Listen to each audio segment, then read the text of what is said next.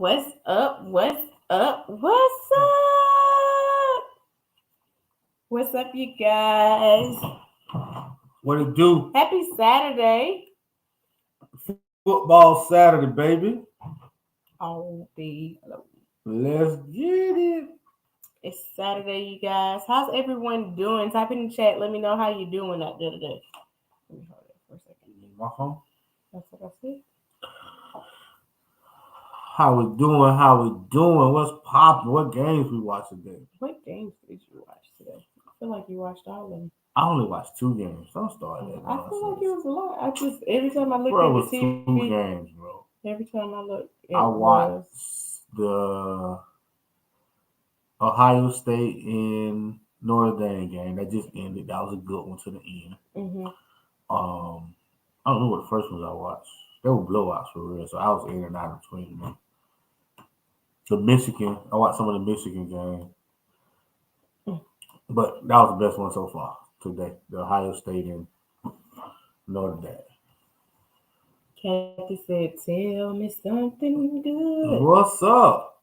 I know you watched some football today, Miss Kathy. I know you did. If ain't nobody else watched no football, I know you did. How y'all doing? How y'all doing? IG, can y'all hear me good? Give me some light. Give me some hearts. If you can hear me good on IG, give me some hearts. No, not right now. We're No. on live, okay?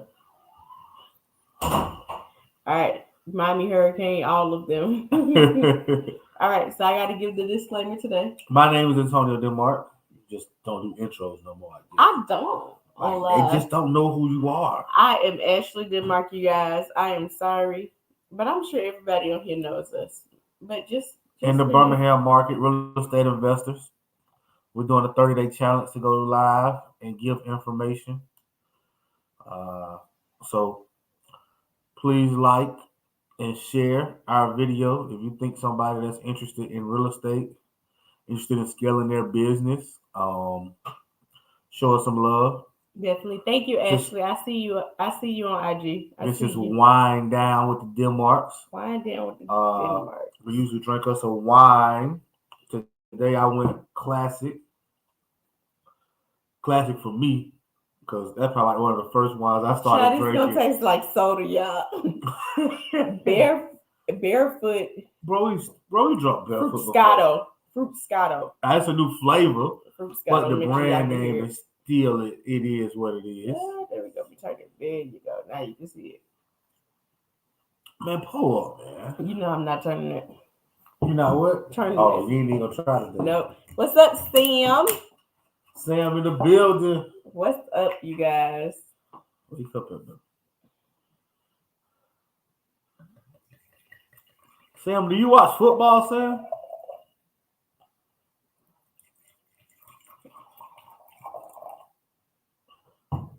No, this reminds me of what's the sodas? The Fanta. Fanta. It smells like Fanta, bro. I haven't tasted it yet, but it smells like Fanta. I gotta shake it first. Okay, smell it. Ooh.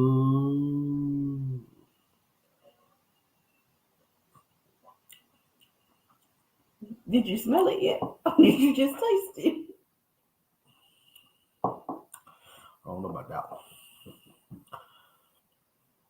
one. Sam said he does not watch football. So again, that wine tastes like soda, y'all. Might have missed on that one today, y'all. It looked good. I don't even know why I trust him. You sent me to the store. You sent me to the store. We might have missed on that one today. I didn't send you to the store. You did send me to the store. Your daughter sent you to the store. I just added. And you were like, "Can I get some dessert?" Yeah, you sent me to the store. You so petty. It's not the thought for that. All right, you guys. So thank you for joining us tonight. Tonight, we're going to talk about scaling your business, taking your business to the next level. I'm hoping by the end of tonight, you guys are full of questions that we can answer from our thoughts and experiences to help you take your business to the next level. One thing I will say about tonight's episode is we ain't got much real estate to talk about from a day to day perspective because we ain't do none today. If you came to the Married to the Biz class or live, you know Saturday and Sunday is family day, and we don't do real estate on family day. So we did zero real estate today. Maybe 5% talk about my idea, but what? I paid for an order at Home Depot. That was all I did. Yeah, I ain't even do that. So, well, you know what? I'm lying. I'm telling they feel. I did have an issue at Sherman Williams today. Yeah, you did. I did. So I put an order in yesterday. Well, my construction coordinator put an order in yesterday at Sherman Williams for 5 gallons of paint. Usually they deliver it, but it was Saturday, so I just told them we'll pick it up. So I called this morning like, hey, my order in is ready. They're like, well, I can't get into my email to even process your order. So I'm like, well, I need my paint, baby girl. When people coming to get my paint, she's like, I can't do anything about it. My manager isn't here. It's Saturday. So I'm going off on this lady, y'all. Like, well, I'm finna come in there with my receipt on my phone. I need my paint made. So after giving her the blues for about 10 minutes, she says, okay. And I guess she got tired of me and called the manager and like, well, I happened to get into the email, so now I can make you. You could did that from the beginning. You got me in here fussing and acting ugly because you don't want to call nobody. And you don't want to know how to do your job. How you going to be the only person at the store and not have access to the email that orders come in? That just don't make no sense. So that was a part of the little work we did today. I did not do that work. Y'all see he's still mad. I am. She made me hot. What's up, Cliff? Oh, MG. So that was the only real estate we did today. You did put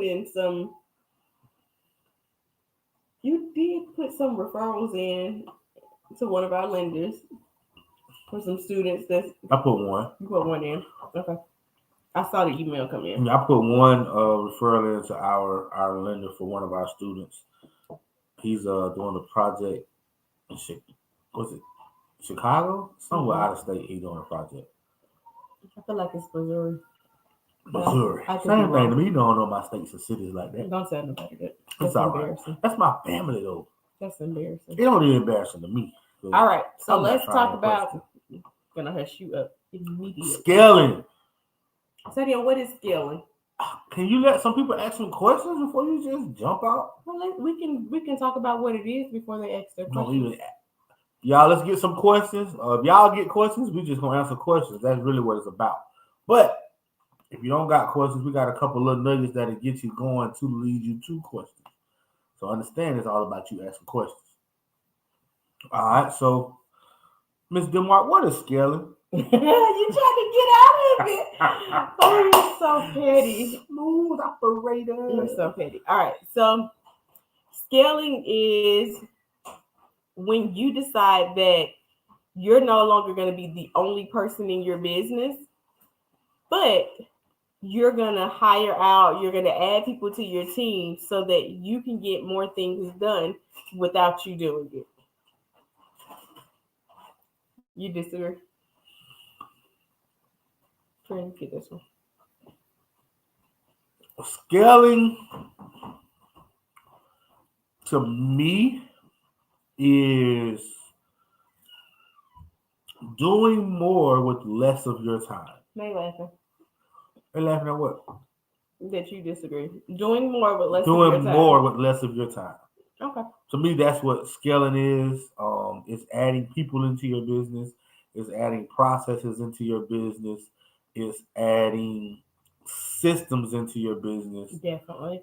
So that you can accomplish more and you can service more of your clients with less of your time. Because you can scale and serve more clients, but you have to be able to do it with less of your time.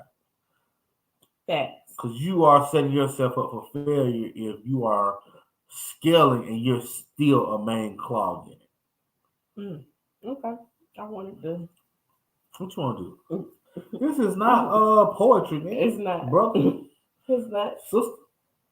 Yeah, I'm gonna mute you. I ain't even got going yet. I ain't even finished the strawberry wine. Scaling is important because you can only do so much in your business from a day-to-day basis. There's only so many calls you can make. There's only so many investors you can meet with. There's only so many houses you can look at. There's only so many things in whatever business you have that you can physically do in that time frame. As a business owner, your number one task should be finding the money, securing the money, and making sure everything is running. Those are your number one tasks. Finding the money, baby. Number one. So if you're not doing that, it's because it's time for you to scale. It's time for you to add some people. But I think when we talk about scaling, a lot of people feel immediately when they start they should scale. Immediately when you start, you should always be thinking about what are my next steps, what does scaling look like for us, so that you can, or for me, so that you can scale. So does that look like adding another person? When you're adding another person, does your finances support adding another person? Does that make sense? So you want to make sure you're not bringing people in hoping that they'll give you a return on your investment, but more so knowing that you really have the money already just to take care of them. Good. You look like you're about to say something. I forgot. Alicia said, I'm Um, trying. Kathy said, what's the least expensive way to scale your business? I think, personally, I think the least expensive way to scale your business is getting volunteers to help. Finding our someone or interns. interns, finding someone that will volunteer is usually for free. Finding an intern that'll do it can be for free, or it can be for a monthly stipend. We would typically pay our interns $500 a month just to come in, see what we're doing, help us build, as well as get the experience. The Let me ask you a question real quick. Alicia, what's your business? Are you in real estate? What type of business do you have?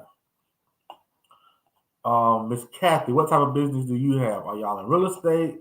Is this another type of business? Just so we can kind of hit on gauge it. those That's a good point. topics also. IG, what type of businesses do you have?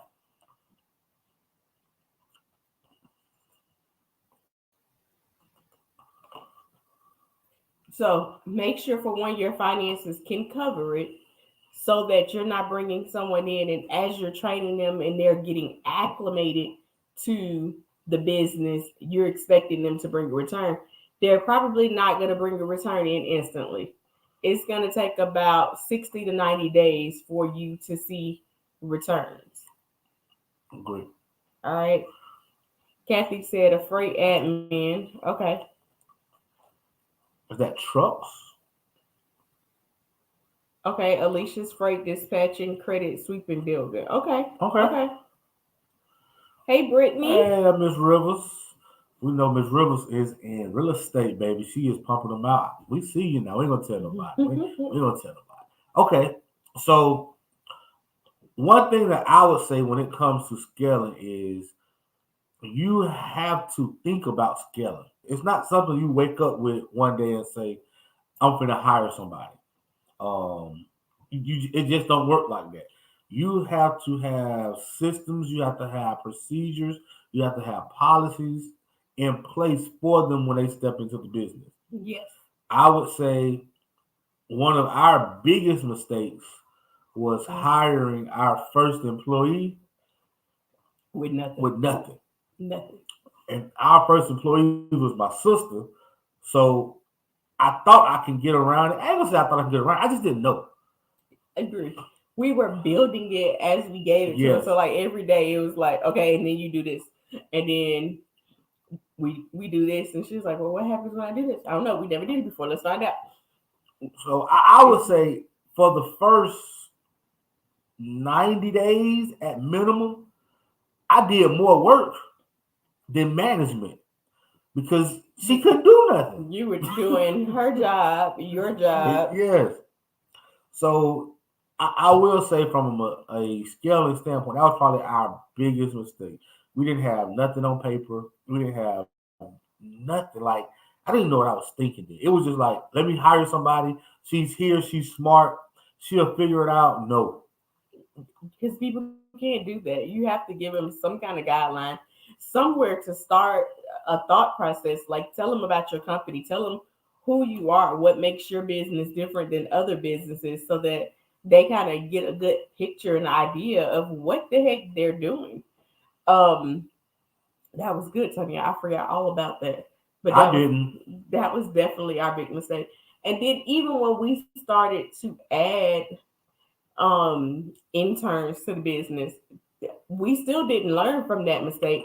We were still He just doing kept the going. same He just thing kept because going. we felt like we didn't have time to stop, so we had to go. And it wasn't until I would say right before I went on maternity leave when I realized, ooh, what kid was that? With Ashlyn. When I went on maternity leave with Ashlyn, that's when I realized What year is that? that is Ashlyn was born in 2018. So in 2018, from I was already full time in 2016. So that was Yes. 2 years of being full time and having people in the business, having interns, having full time workers in the business, and still not have any knowledge. Agree. We hired a young lady about a month and a half, about a month before I went on maternity leave. And that was the time when I realized that I had to do something different. Yep. So I started putting it on Google Drive, and she had access to it. And every day I would like create training material while I was at home, while I was at the doctor's office, and then say, this is what day one looks like, day two. So she can follow along with it.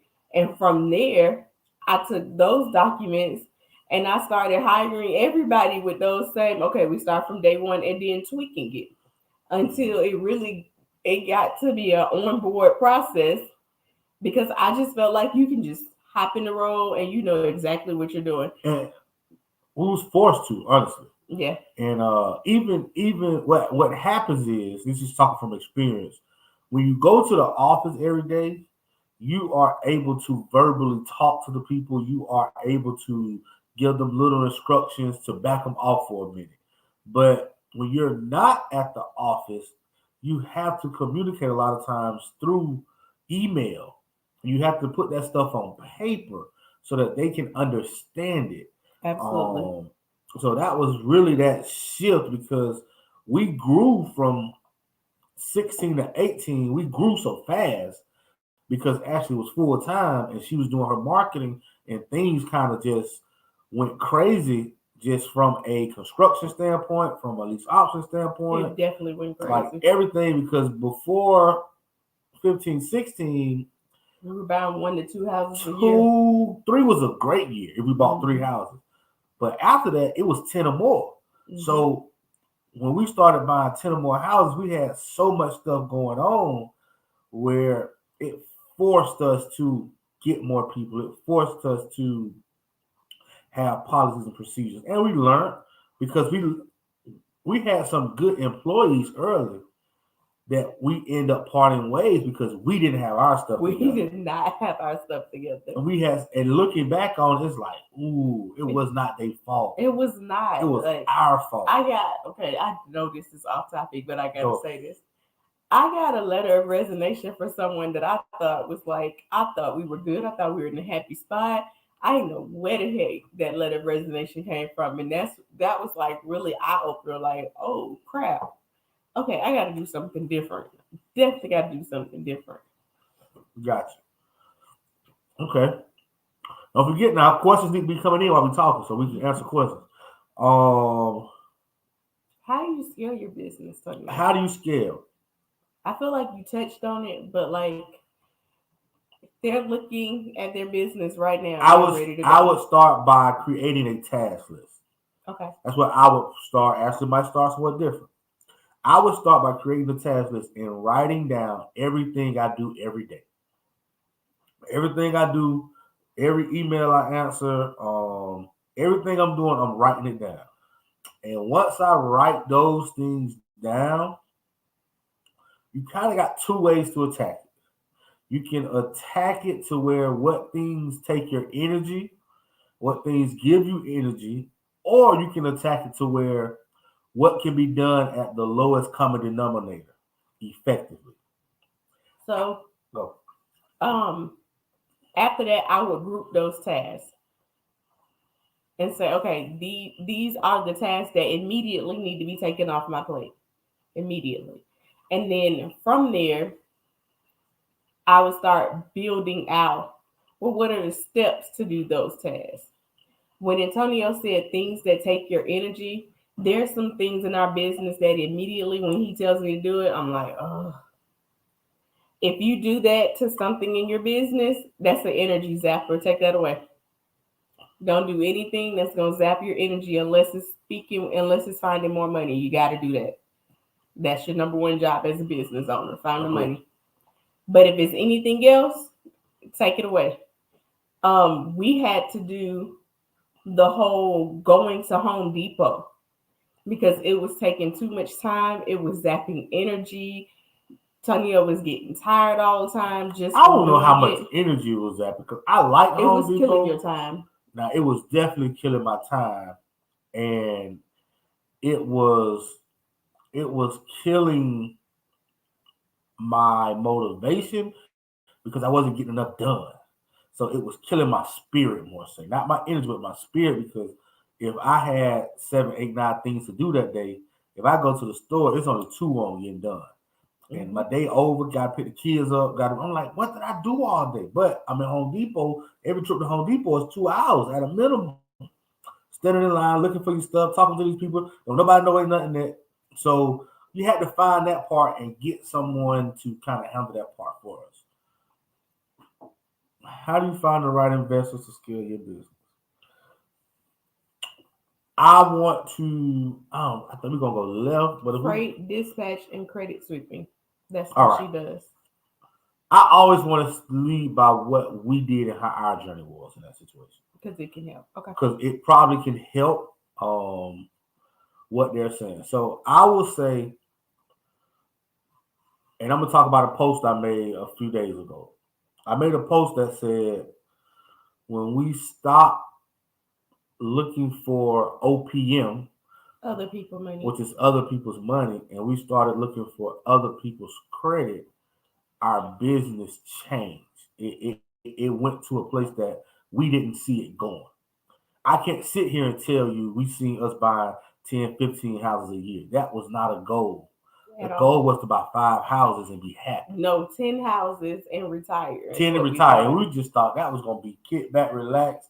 Hey, but things change. And what I mean by that is, and I'm gonna get back this kind of answering Alicia's question is we started finding people that had good credit scores, 700 and above. All our conversations was about business and things of that nature. And somewhere in the conversation, we would always slide in what your credit score is and those type of things. And what we did was, this is a part that might help you. We made them people partners in our business. And we took their credit, because at this time we had to mess our credit up from that first flip. Ain't recovered yet. So we took their, and we got some more education. We took their credit and we turned their credit into business credit. And from the business credit, we made them investors into our business. And from there, we was able to scale. We was able to have working capital, even not based on what we was doing, but it was based off of other people's credit. So, an example, I think the first one might have been one of my coworkers that was a coach, and we went through the process. Business That there is funding. a process that you got to understand. That process. It's not just go out there and apply for business credit. It's a process. If you want to talk about that, DM me. But if you got somebody, just side note. But we went through the process. We got him $40,000 in business funding. He took the 40,000 because understand this ain't his money neither. He trusts me, I trust him, and he invested 40,000 into our business. With that 40,000, we was able to do two deals, and all this was on paper. All of this was legit, legalized, and we both made money. We both were able to scale our businesses because he created a business. His funding went into our business, so we both win. So if you're asking how to find the right investor to scale, I would say you have to be able to have open conversations. You gotta find somebody that's going to trust you. Because I'm talking a lot, but I'm gonna let you go. Go ahead. People don't invest in businesses. They invest in you. They invest in you. And keep that in mind. When you're looking for an investor, you have to show yourself approved. That business and those numbers, do they matter? Yes. But you have to make sure that your face is clean, that you are making a good representation of you to people. That's the main thing. Because a lot of times they don't even really understand all the numbers and stuff you're talking, but they know you. They know your character. They know Your track record. your track record. They see you working. So a lot of times, if you're doing the work, if you are putting it out there and you're talking about the growth of your business, and they see that, they want to be a part of it. All right. So I would say put it on paper, how much you need and how much returns are you willing to give. If it's a equity stake in your business, then put what that equity stake is, how much is coming into your business, how much are you projecting will come in once they are able to invest to scale your business. And how will the money be spent? Yes. What areas do you need the funds for? So you gotta do some homework. I had a investor meeting with a young guy 2 weeks ago, maybe Last week. last week. That's 2 weeks ago. This week. No, it was this week. It was like Monday or Tuesday. Monday or Tuesday, earlier this week, and he was trying to get us to invest in his deal. I didn't know the young fella. I knew him, but I didn't know him personally. If that makes sense, we knew of each other, and we got on the phone. And when I tell you, this young man was impressive. This young man had his scope of work done professionally. He had his appraisal already did. The inspection He had the inspection report did on the foundation. He had his lending he had his lending from his first lender. He had all of that put on paper. I was able to have an intelligent conversation with this young man about his project and what he got going on. And I'm not gonna tell you, I was impressed personally. He's a young guy, and to see that, for one, he spent some money already. He's definitely spent some time. So those are the type of things that if you are looking for investors that you want to be able to impress them. You want to show them that you're working. You want to show them that you've invested your time and your money, and that business is what matters to you.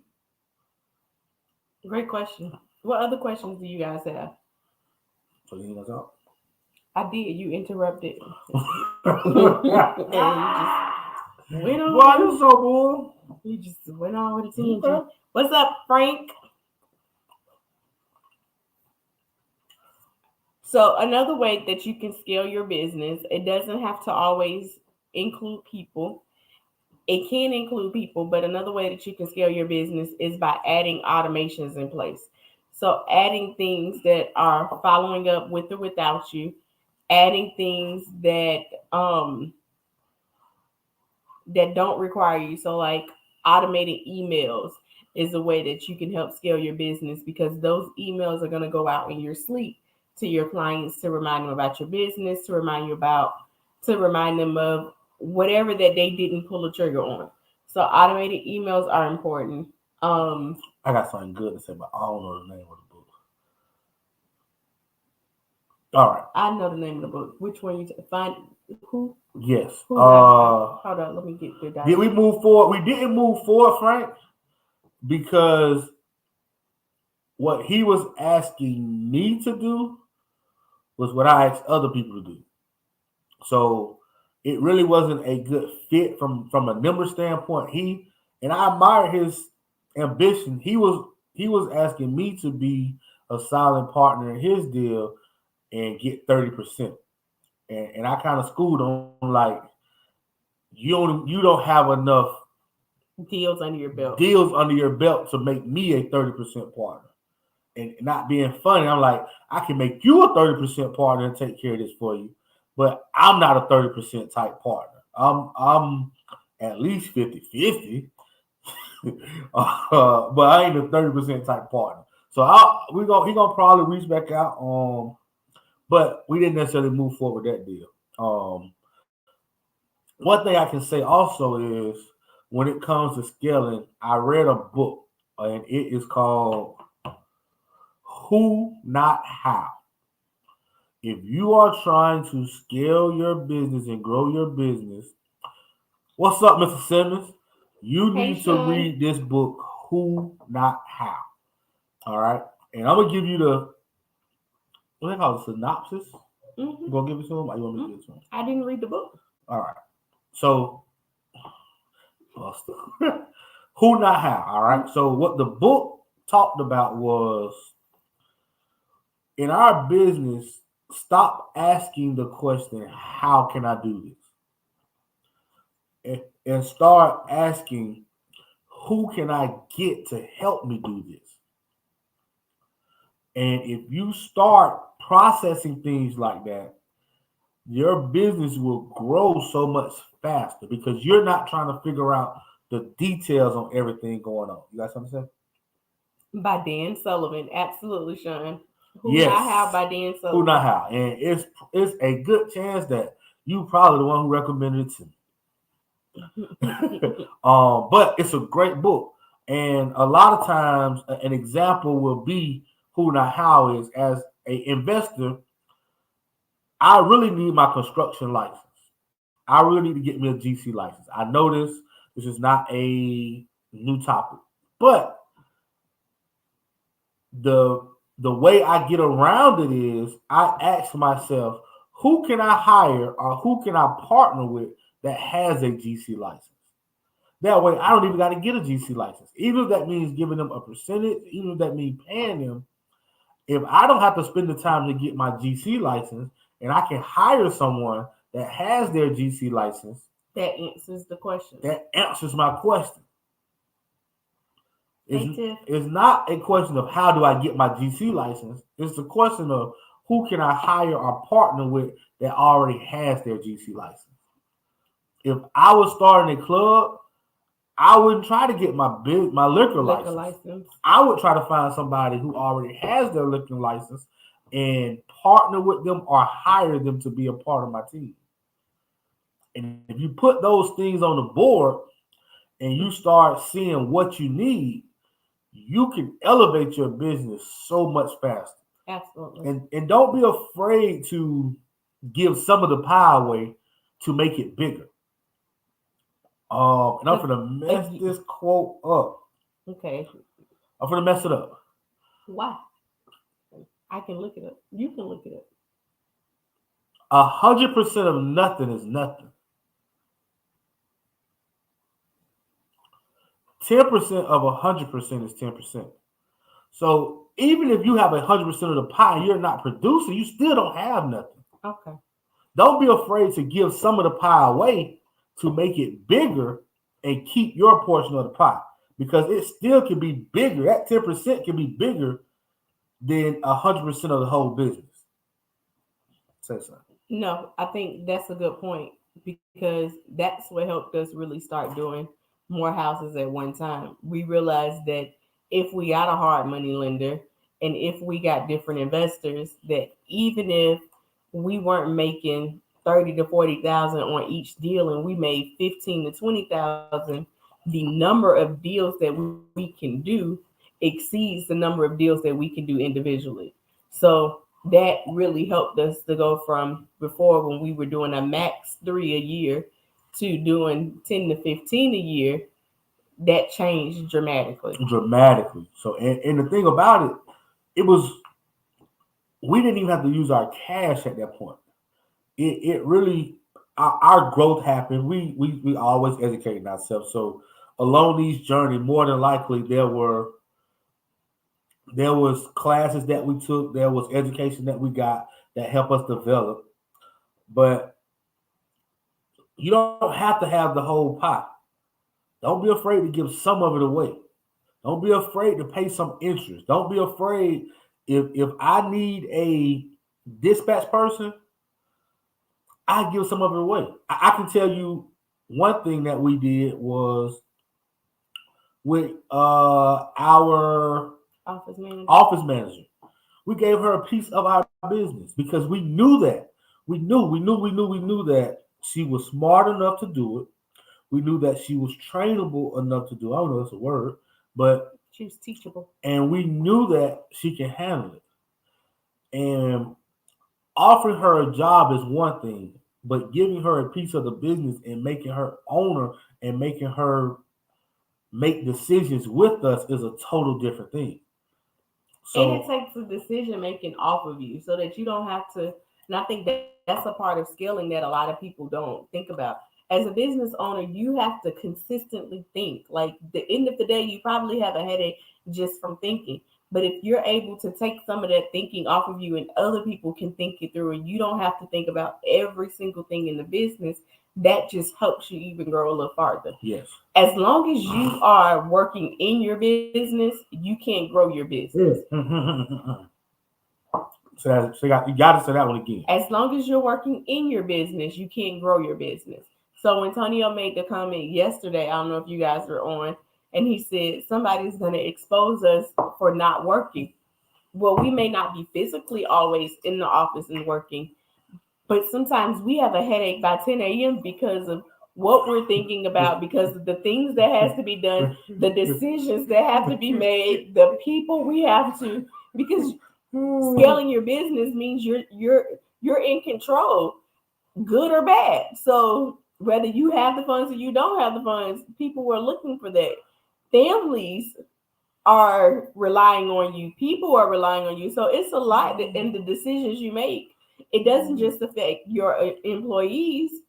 It affects their families. It affects everyone. Yeah. So you may not physically go into the office. You may not physically be doing things, but you really have a lot of thinking that has to get done. Agreed. In that process. And man, we love what we do. We love who we are, and we love helping people. So we're always going to try to lead with value, like I'm going to say probably on every show.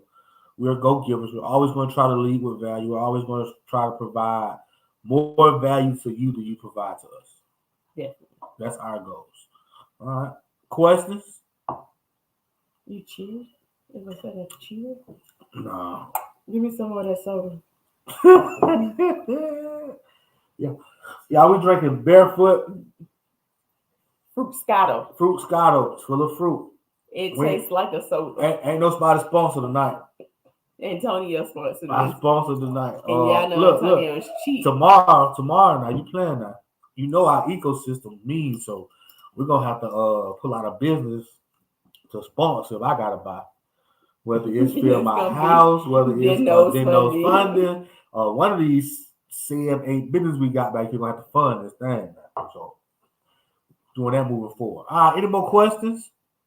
Anything else you got in your mind about scaling? What's stopping you guys from scaling right now? What's stopping you from scaling? Ooh, that's cool. You hit them where it hurt at. What's stopping you? Is it money? Because you got money. You know that investors are all around you. Money is all around you.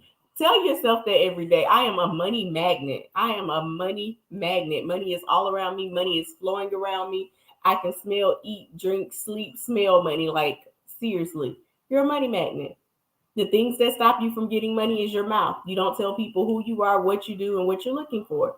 And if people don't know what you're looking for and that you're in need of investors, that you're in need of taking it to the next level, they're not going to help you. I'm going to find me a fan, girl. You just got Sam says trustworthy partners. That's what he needs. Sam, you got trustworthy partners all around you. You got to be able to trust. That. But you know what? You just have to give it away. You can trust and verify. That's how you get over that. Trust but verify. Trust them and then go back and check. That's right, Miss Kathy. Money comes to me easy. That's right.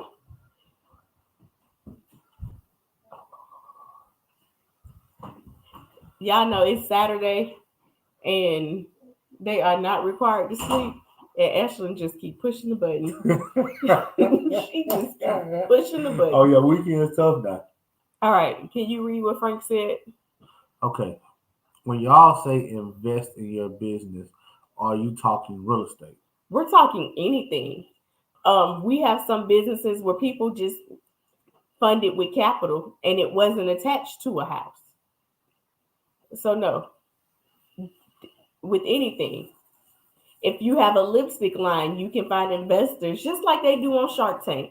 You can find investors to invest in your business. You just may have to give up a percent of the equity. Man, watch Shark Tank.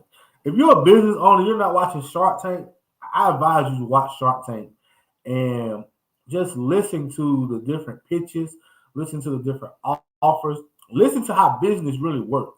Because one thing that Shark Tank will show you is that you're not a business owner. Mm. Shark Tank will show you that you are a high glorified paying worker. If you gotta wake up every day and go into the office and make calls and do things that makes money for your business, you're not a business owner. You have a high paying job. Not a high paying job. If you watch Shark Tank, they say, yeah, I got this business, I got that business, I've invested in this business, I've invested in that business. And they have people that run those businesses. Mm-hmm. So we as a community, we get caught up in I want to be a business owner. That's just like step one. Like that's not even on the spectrum in their eyes. No. When you become wealthy, when you become influential, you're not even looking at saying, I just want to be a business owner. You're looking at the infrastructure of that business, how many employees they got, how many managers they have, how much revenue are they making.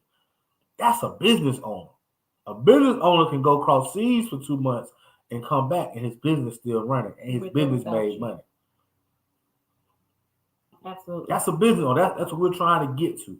And I will say we started ours out so wrong, it ain't make no sense. Oh, yes. So we're going to try to tell you all our failures so you don't make them. We started out wrong. We was knee deep in this thing and just with no vision of being a business owner. So I want to touch on Samsung, okay, but I do want to relate that to a book. The book that changed my life was E-Myth by Michael Gerber.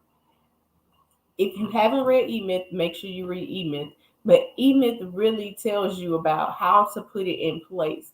How to take, if you have a restaurant, how to take that restaurant where you have to wake up at 3 a.m. every morning to start baking and to start cooking, but how to do it where it doesn't require you to get in and your recipes are already laid out. Everyone knows what they need to do and it runs with or without you. So it runs with or without you. E-Myth literally gives out the layout for it. So E-Myth is really what made me realize we were doing this all wrong. All wrong. And this age might be wrong, but if a 13-year-old can't come into your business and operate your business is too complicated. It needs to be broken down to the lowest common denominator to where a 12 or 13-year-old can come into your business and fill a role. Maybe not the top end decision making, but them lowest common denominator roles, I can go into McDonald's right now and make a sandwich because they have broke the process down. Completely. I know how many pickles it takes. I know how much sauce it's supposed to take. I worked at Wendy's, by the way. It's broke down. There are systems. That stuff can be broke down to the lowest common denominator. It might take 2 or 3 videos to explain something so small. And I think that's a good point. Wait, I'm coming back to you, Sam, but I think that's a good point. When you're setting up your systems, your SOPs are what, Tonio? Standard operating procedures. So when you're setting up those operating procedures, you want to make sure that you do it in 2 ways, all right? You want to make one on paper where they can read it and they can understand, okay, and I mean to the lowest denominator. Right click here Go down 3 spots, go to this, click that, like to the lowest common denominator with pictures so that they know exactly what are those areas that they're clicking. From there, you want to make sure you do a video. You can use Loom, you can use Zoom, and screen record you actually doing exactly what you said in the written, do it on the video. The reason why I say do it written first is because when you write it first, you can get all the if then situations that come in your head out. So when it's time to do the video, you can explain those if then situations on the video a lot easier instead of writing them all the way out in your procedure, if that makes sense. So make sure you have a video and something written because everyone doesn't learn the same way that you're getting. Some people are visual learners. Some people have to comprehend it and read it. So if you have those both, then you have a better chance of whoever you put in that position to help your business scale, that they'll actually be able to accomplish it. Coming back to Sam's comment, this is my opinion. We left, right, brain. If you have treasure, you have talent, and you need somebody with time, hire 2 people. Mm-hmm. Hire 2 people. So you are looking for that one person. Maybe it's not one person. Maybe it's 2 or 3. Maybe it's 2 or 3 people that you need. So don't just look for that one person. You're not going to find probably that one person because nobody can replace you. Understand that as a business owner, you have a different skill set that most people don't have. So one person is going to be able to do the things that you do. The things that you do is unorthodox. Understand that. You're not normal. You're not normal. They're unorthodox. So don't expect people to duplicate you. Expect it to be a team that duplicates you. All right. What other questions you guys have? I see we wrapping it up. Oh, yeah. Did this help you guys? These supposed to be. Sam said he got it. Okay. Good stuff. Why you don't want to hear what I got to say? What did Frank say? Frank say you can't fail. You just learn what not to do. Absolutely. Oh, man. Failure, you should be failing every day. If you're not failing every day, you're not taking risks. You ain't trying. Right. You ain't failing, you ain't trying, man. Absolutely. Point blank, period. Sounds crazy. Sounds like we talking French. But if you're not failing, you're not trying. Yeah. Failing means pushing yourself to the limit. Failing means going beyond your visions, going beyond your comfort zone, stretching yourself. Fail. We get so caught up in failing and worrying about what other people think if we fail. They're not taking the chances. Fail. Because when you fail, you're that much closer to winning. You're that much closer to succeeding when you fail. Sam said, hire more than one person is good advice. Yeah, hire them, Sam. Hire them and go through. Now, don't forget, you got to have some stuff in writing for them to do. Yes. You got to know what they're going to do. You got to know what their roles are. Even if you split it up between 2 people, don't just hire them and say, I need you verbally to do this. Write it down, Sam. If you're not writing it down, don't hire nobody.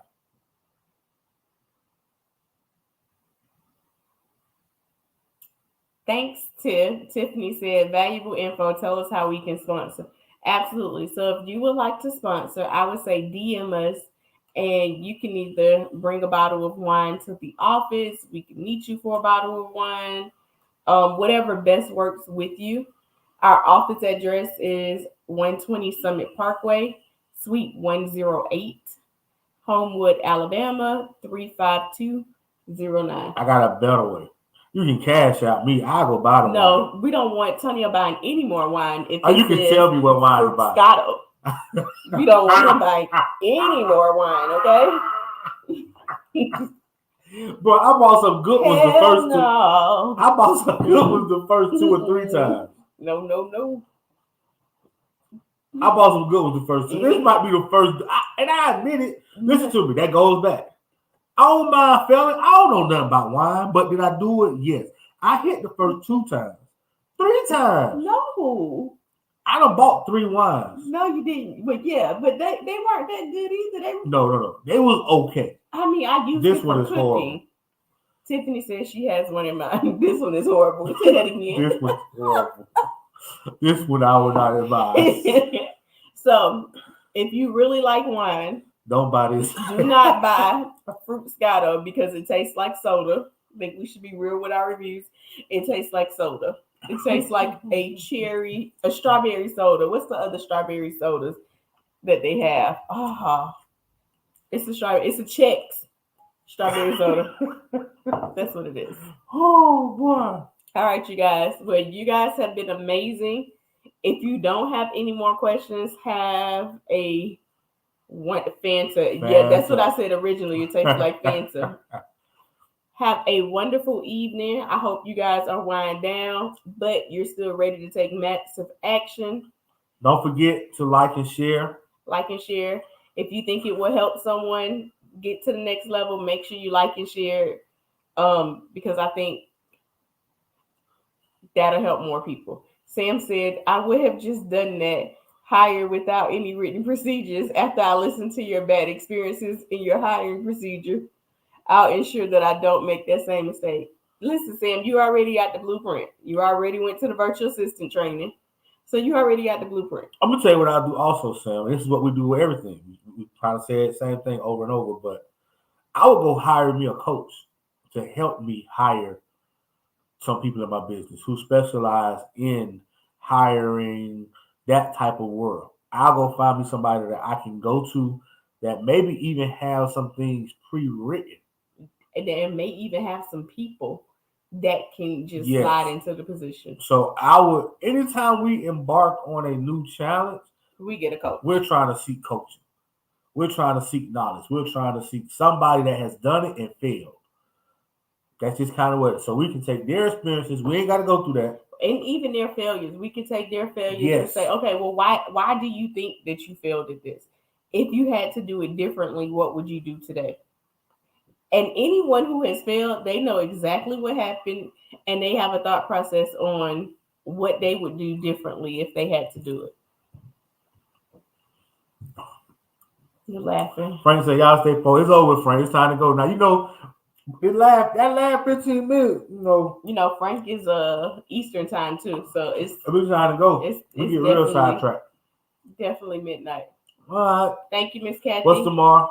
Tomorrow is Real Estate 101, where we talk about the different ways that you can make money in real estate. Everyone thinks that you only gonna make money doing fixing and flipping and buying and holding, but we're gonna talk about some unorthodox ways that you can still make money in real estate. I was just gonna talk about the basic ways. You can talk about the unorthodox ways. We'll do a combo. Sound good to me. All right, you guys. We love you. Have a wonderful evening. Peace.